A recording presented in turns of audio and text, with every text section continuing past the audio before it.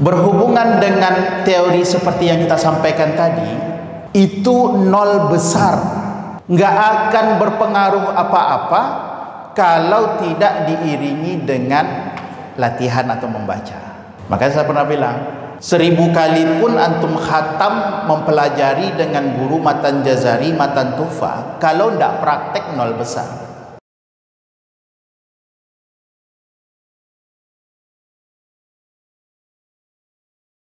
Bagaimana caranya kebiasaan-kebiasaan kita itu yang sudah terbawa saat kita membaca Al-Quran, termasuk mungkin murid-murid kita yang sudah kita ajarkan di kelas kan. Iya.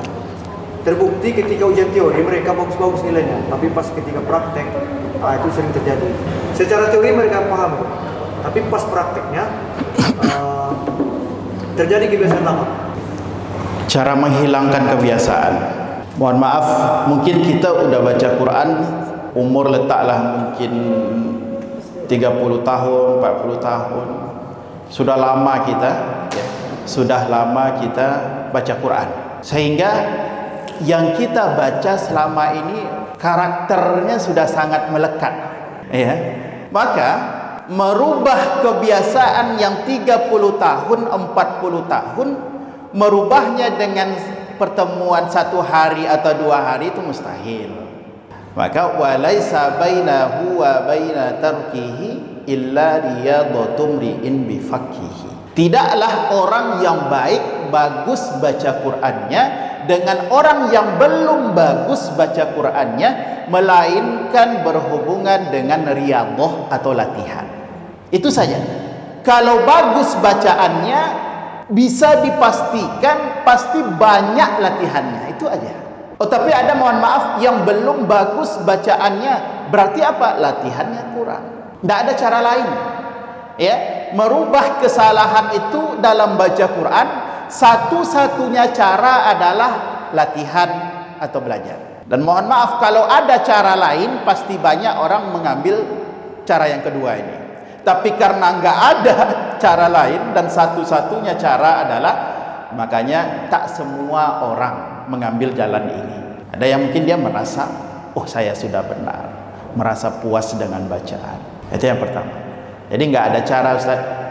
Ya, satu-satunya cara yaitu datangi guru dan banyak latihan. Itu yang pertama. Yang kedua, berhubungan dengan teori seperti yang kita sampaikan tadi, itu nol besar, nggak akan berpengaruh apa-apa kalau tidak diiringi dengan latihan atau membaca.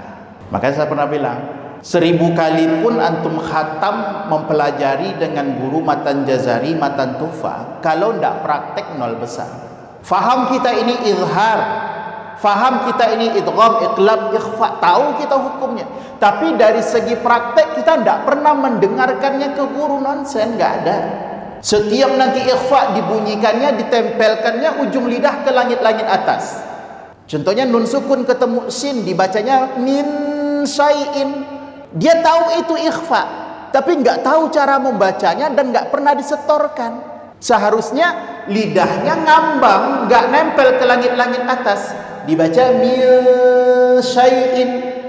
Kalau nun sukun ketemu tak, ujung lidahnya mesti nempel dulu di bawah. Nun sukun ketemu tak, contohnya dibaca kuntum, mestinya, tapi ditempelnya kan ke langit-langit atas, dibaca kuntum. Tahu dia itu ikhfa, tapi dari segi cara membacanya masih keliru. Ya, maka sekali lagi, memahami hukum-hukum tajwid itu penunjangnya, terutama kita seorang pendidik. Tapi tetap inti pembahasannya adalah pada praktek membacanya. Itu kira-kira.